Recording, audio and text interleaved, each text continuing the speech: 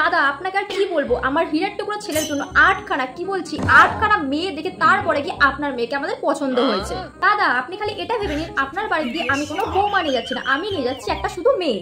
দাদা এই দেখুন বাড়িতে আরো এরকম কত আছে, শাশুড়ি যখন পড়ছে তাহলে বৌমাকে তো অবশ্যই পড়াবে। আপনি কোনো টেনশন নেবেন না, আপনার মেয়েকে আমরা পুরো মাথায় করে রাখবো, মাথায় করে। দাদা আমাদের বাড়িতে কেউ সরকারি চাকরি করে না, শুধু আমার ছেলে করে। আমার ছেলে, দাদা আমার একটাই মাত্র ছেলে, আমার ছেলেটাকে নিয়ে আমার খুব আশা। আমি চাই আমার ছেলের বিয়েটা খুব ধুমধাম করে হোক।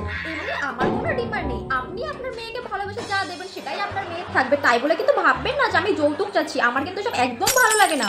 জামা কাপড়, বাসনপত্র, সোনার জিনিস, খাট, ফ্রিজ, শোকেস, আলমারি, এসি, এগুলো সবই মেয়ের বাবা তাকে দেয়। আমি জানি আপনিও দেবেন, এমনি আমার কোনো ডিমান্ড নেই। আমার কিন্তু এইসব যৌতুক একদমই ভালো লাগে না।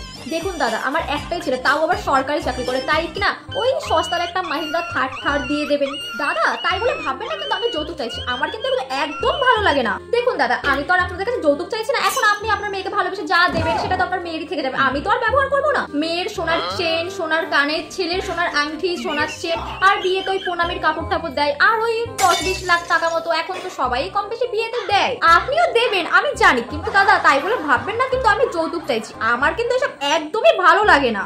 আমি তো সব যৌতুক প্রতুক একদমই পছন্দ করি না, আমি আমার ছেলেকেও বলে দিয়েছি এই সমস্ত যেন একদমই না নেওয়া হয়।